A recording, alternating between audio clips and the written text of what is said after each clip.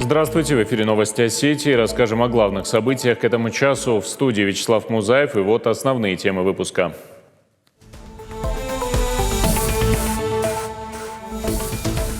Глава республики Сергей Миняйлов встретился со студентами исторического факультета СУГУ. Диалог получился оживленным. Какие темы обсудили, расскажем в выпуске. За каждой таблеткой, естественно, не наездишься в районный центр, поэтому это очень хорошо для поселка, особенно для тех, кто уже пожилые. Долгожданное новоселье в поселке Бекан торжественно открыли новый фельдшерско-акушерский пункт. Каким оборудованием его оснастили? Во Владикавказе отремонтируют здание республиканской психиатрической больницы. На каком этапе работы сейчас и когда планируют завершить?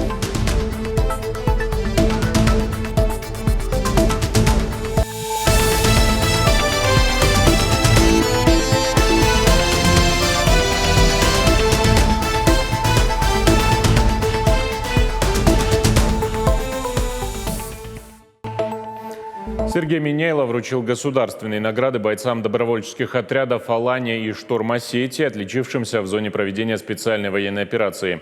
Указом президента России за мужество, отвагу и самоотверженность, проявленные при исполнении воинского долга, один из добровольцев награжден орденом мужества. Еще 3 медалями за отвагу. Сергей Миняйлов встретился со студентами исторического факультета СУГУ. Поговорили о волнующих молодежь темах. Диалог получился оживленным. Глава региона предложил активным студентам принять участие в создании сборника всех памятников и объектов культурного наследия Северной Осетии. Эта работа даст дополнительные бонусы в учебе. Сергей Миняйлов поручил профильным ведомствам подготовить план формирования такого информационного каталога памятников и создать актив молодых людей, готовых подключиться к работе. Всех, кто хочет и учится на историческом факультете, собрать по группам, взять данные, поехать по республике, посмотреть на эти памятники, найти их историю, сделать эту историю, то есть описание, начиная с архивов, там, с документов, с учебников. Во-первых, мы создадим тогда вот такой каталог хороший, а во-вторых, мы на каждый памятник, исходя из того, что вы сделаете, сделаем табличку. Более 500 студентов из республики в прошлом году работали на передовых предприятиях Норникеля. Об этом сегодня рассказали на конференции Североосетинского отделения студотрядов. На встрече подвели итоги работы последних 2 лет и обсудили перспективы дальнейшего развития движения. В конференции принял участие глава региона Сергей Миняйлов. Он поблагодарил ребят за добросовестный труд и отметил, такая школа позволяет готовить настоящих руководителей производства. А еще подчеркнул, желающих стать частью таких отрядов становится больше. К примеру, в прошлом году членами движения стали 603 человека. Для того, чтобы что-то в жизни достичь, надо делать и не один. И иногда надо принимать решения для себя. Вас же никто силой никого не заставляет работать в никеле, на УГМК или еще где-то. Никто силой не заставляет. Каждый свою жизнь выбирает сам. И решение своей жизни выбирает сам. Но моя задача, вот чисто так, по-человечески, дать вам возможность выбрать из тех дорог, которые в жизни есть. Будущие фермеры, строители, столяры, электрики, мастера покладки и ремонту печей соревнуются на звание лучшего в своем деле. Региональный этап чемпионата по профессиональному мастерству «Профессионалы» проходит в эти дни в Северокавказском аграрно-технологическом колледже. Сегодня на финал прибыл председатель парламента Таймураз Тускаев. Он оценил организацию состязаний и уровень подготовки конкурсантов. Спикер осмотрел площадки, на базе которых проводят соревнования по различным компетенциям, пообщался с финалистами и со студентами колледжа. Увидели работу на нескольких важных для экономики нашей республики направлениях, увидели заинтересованные глаза молодых ребят, которые увлеченно, ответственно выполняли задания. Уверен в том, что вот такие мероприятия, такие площадки являются основой сперва формирования профессиональных знаний, а потом основой развития нашей экономики. Традиционные национальные блюда на тарелках у школьников, осетинские пироги, теперь входят в меню общеобразовательных организаций нашей республики. Перед этим они прошли тщательные проверки на комбинате питания. Новое меню разрабатывали на основе пожеланий и предложений детей и родителей. Помимо осетинских пирогов, в него войдут еще несколько позиций. Зыра Соколоева продолжит. Каша, хлеб, чай, фрукты. Такой уже привычный завтрак для ребят подбирали сами родители. Школьное меню с учетом всего, что любят дети, но при этом все самое полезное. А с недавних пор в рацион добавили традиционные осетинские пироги. Он очень вкусный, в нем очень вкусная картошка и тесто сама очень вкусное. Я забираю в класс его покушать, доесть. Ну, почаще можно так немножко почаще. Полные подносы любимого картофчина только и успевают отправлять в духовку. Здесь их подогревают до определенной температуры, а после подают на стол. Изготавливает и доставляет пироги Владикавказский комбинат школьного питания. При необходимости часть готовят и повара на месте. В составе все самое свежее и качественное. Картофель, сливочное масло, только вместо осетинского сыра моцарелла. Так как осетинский сыр не проходит термическую обработку, в школьном питании, в детском питании не положено. В детском питании положены сыры, которые производят термическую обработку. В день мы кормим 1000 детей. 1000 завтраков, горячих обедов совместно. Пироги внедрили 2 недели тому назад. Пока что пироги подают раз в 10 дней. Ввели их в школьное меню по поручению главы региона Сергея Миняйла. В учреждениях уже высоко оценили новшества. Осетинские пироги всем нравятся.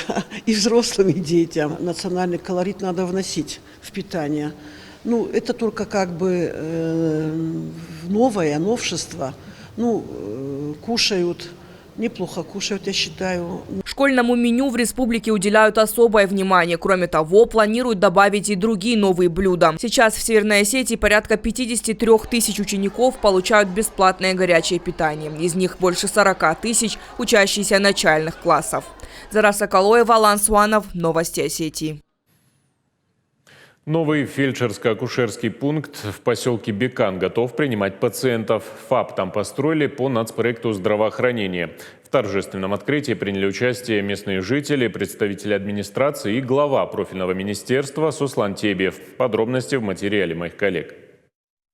Сразу эту аптечку откроем и окажем всю необходимую помощь, потому что весь набор укладки здесь. И даже такой простой аптечки здесь раньше не было, не говоря уже о необходимом оборудовании. Залина Калоева – единственный медработник в Бекане.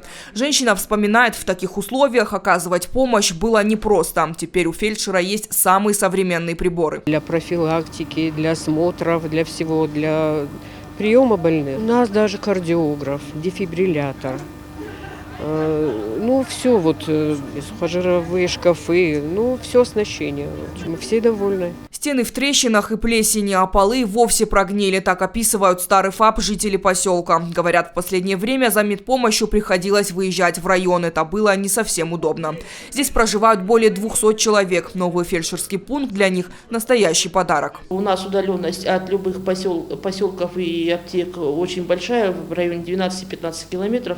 Поэтому это очень хорошо для поселка, особенно для тех, кто уже пожилые люди, которым обращаться к соседям или к врачам по поводу любой медицинской помощи очень трудно. Поэтому мы рады. Мы очень рады. Новый ФАП построили в поселке по нацпроекту здравоохранения. Пункт открыли в торжественной обстановке. В нем приняли участие министр здравоохранения Суслан Тебиев, местная и районная администрация и жители. По словам руководителя профильного ведомства, в ближайшее время здесь откроют и аптечный пункт. Абсолютный приоритет – это первичная медико-санитарная помощь. Поэтому необходимы данные объекты для качественного проведения диспансеризации, профосмотров. Поэтому, конечно, это необходимо. И мы дальше будем реализовывать национальный проект. В этом году у нас также запланировано 5 объектов. Министр также отметил, развитию медпомощи в районах уделяется самое пристальное внимание. Так, в прошлом году новую амбулаторию открыли в селении Коста. Кроме того, совершенствуется материально-техническая база. В частности, ранее в ЦРБ установили КТ-аппарат. А в этом году появится магнитно-резонансный томограф. Зыра Соколоева, Артур Гаглоев. Новости Осетии. Во Владикавказе отремонтируют здание республиканской психиатрической больницы. В прошлом году работы завершили в 2 помещениях. В планах привести в порядок оставшиеся. Как отметили в Минздраве республики, учреждения оснастят материально-технической базой. Подробности в материале Сабины Гатаговой. Зданию республиканской психиатрической больницы почти 50 лет. За это время капремонт делали дважды, но условия все равно оставляют желать лучшего. Руководство и медперсонал своими силами привели в порядок территорию, говорят, стараются для пациентов. Их здесь 420 и 7 корпусов. 2 женских, столько же мужских, детское отделение, туберкулезное и для тех, кто представляет особую опасность. Но качество лечения намного лучше. Есть все оборудование и материально-техническая база. Это одно из любимых мест ребят. Спортивная игровая для детей от 3 до 15 лет. Есть батут, вот такая шведская стенка, конечно, маты. Специалисты отмечают, физическая активность – лучшее развитие для детей. В прошлом году отремонтировали 2 помещения. Теперь это одно полноценное женское отделение. Через неделю туда переведут 80 человек. А вот пациенты туб-отделения психиатрической больницы переедут в республиканский клинический центр фтизиопульмонологии. Оно уже давно в плачевном состоянии. И сейчас здесь лечатся 32 человека. Там смогут справляться, потому что это отделение останется за нами. То есть заведующий будет психиатр, врач будет психиатр, помимо фтизиатра. Соответственно, там ничего не меняется. Сотрудники, медсестры, санитары все те же самые. Просто территориально это будет находиться там, а так это будет наше отделение. Ремонт 2 помещений – это большой шаг, говорят специалисты. Впереди задача привести в порядок оставшиеся. Они тоже нуждаются в обновлении, и это уже работа на перспективу. После перевода пациентов этой больницы в те корпуса появится возможность с помощью перемещения пациентов других отделений осуществить ремонт и в тех отделениях также. Минздрав республики планирует оснастить и материально-техническую базу по новым нормам. Уже подготовили мероприятия по оценке здания и помещений. По согласованию федерального ведомства психиатрическую больницу ждет полная реконструкция. Сабина Гатагова, Сармат Сугаров. Новости Осетии. Представители общественного совета провели ежегодный мониторинг всех городских кладбищ. Во время проверки обращали внимание на скопление мусора вдоль дорог, наличие баков, а еще сухие ветки деревьев вместе с листвой. Нужно заасфальтировать и подъездные пути. И несмотря на то, что территорию работники убрали буквально вчера, у проверяющих остались замечания.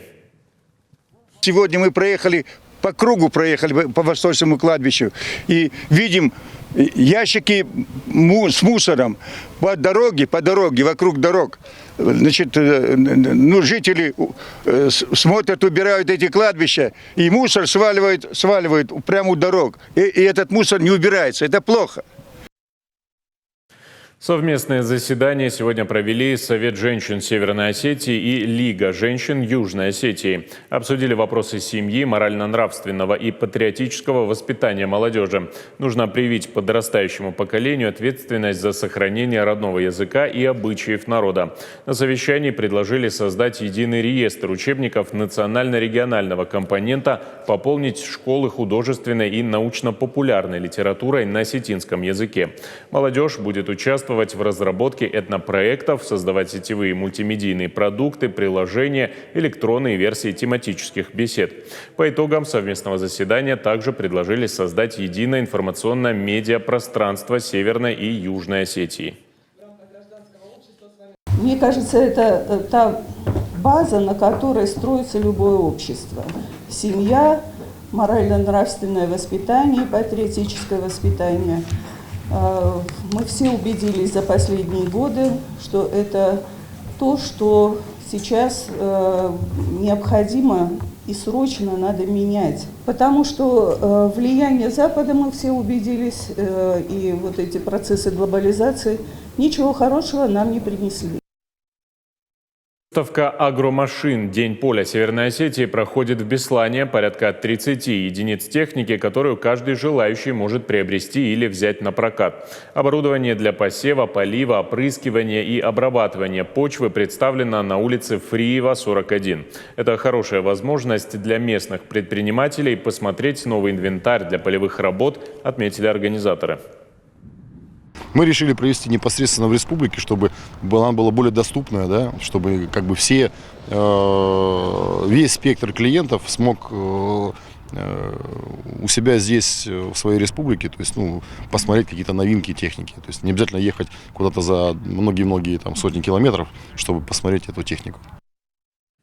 День Алании провели в главном штабе Эрмитажа в рамках закрытия выставки «Сокровища Аланского царства». Участие в нем принял председатель парламента Таймураз Тускаев. Для собравшихся продемонстрировали видеопрезентацию скиф СРСК по сохранению объектов культурного наследия.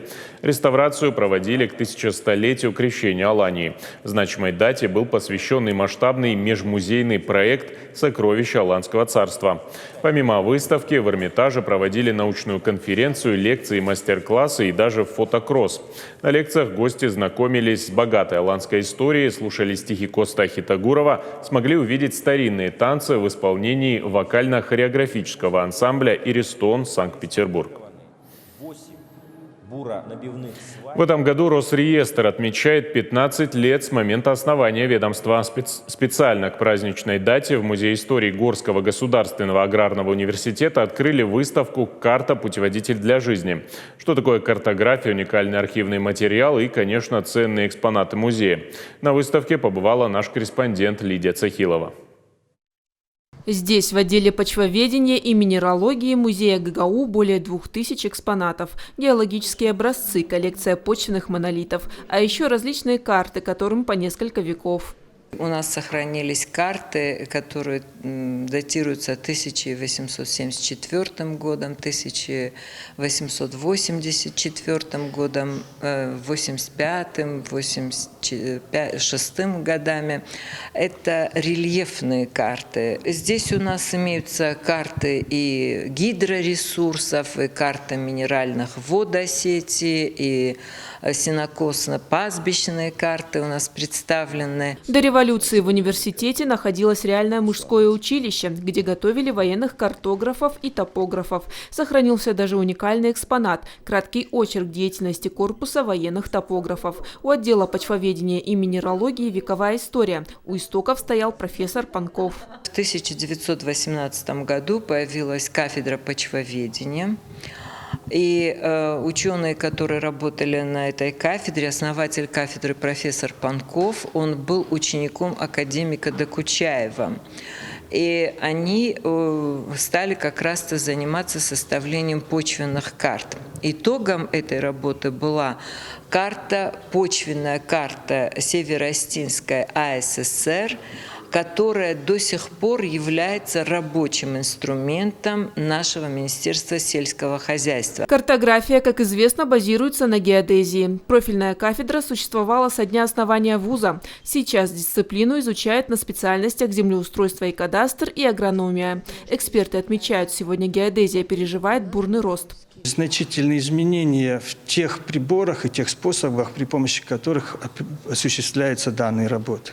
Но в обучении этому предмету обязательно отводится место к таким особенностям, как изучению тех приборов, которыми это когда-либо проводилось. То есть изучаются приборы такие, как старые, имеется в виду, и климетры, эккеры, изучаются нивелиры, обычные оптические, хотя в настоящее время эти все работы осуществляются при помощи GPS-технологий и современных квадрокоптерах. Карта «Путеводитель для жизни». Под таким названием в музее прошла выставка Общественного совета управления Росреестра. Она рассказывает о неизвестных фактах картографии. У нас обучаются студенты бакалавры и магистры по направлению подготовки землеустройства и кадастры. Росреестр вместе с нашим центром карьеры организовали выставку для наших обучающихся, которая вызвала большой интерес. 15 фактов о картографии, малоизвестных фактов, очень интересных фактов, очень редкие экземпляры топографических карт, более 100 лет которым. Мероприятие, по словам организаторов, поможет студентам маграфака сориентироваться в будущей профессии и добиться успехов в карьере. Лидия Цахилова, Артур Дудаев. Новости Осетии. 110 новых вольеров появилось в городском питомнике. Каждый домик для бродячих собак с теплым деревянным настилом. Еще одна новинка – карантинный блок. Туда на 7 дней будут помещать недавно отловленных животных. Там же, в случае необходимости, окажут им помощь. Теперь будок всего 212. Приют расширяет администрация Владикавказа. В декабре подрядчик сдал основной корпус. Операционная, моечная для дворняг, кормокухня, кладовые почти на 150 квадратных метров. Сейчас устанавливают современное оборудование. В июле обещают ввести в эксплуатацию утепленный блок для щенят. Принцип работы владприюта останется таким же. Сначала отлов, затем вакцинация, стерилизация, биркование и выпуск на волю. Сотрудники напоминают, каждый желающий может забрать питомца. Это здание практически готово на подкровлю у нас. Мы его, скорее всего, сейчас на днях начнем собирать кровлю. Мы немножко, скорее всего, даже с опережением графика мы идем, но не отстаем точно.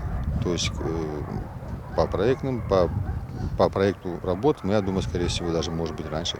Ну, посмотрим. Надеемся, по крайней мере, раньше даже закончить. Сейчас мы работаем в вагончиках, в однокомнатных. То есть в вагончике мы, по сути, все делаем там. И оперируем, и лечим, и иногда можем и кушать даже там, и переодеваемся там. Ну, когда достроят новый корпус, в нем появится комната для персонала, где персонал может переодеваться. Также будет душевая для персонала. Это были все новости к данному часу. Я прощаюсь с вами. Всего доброго.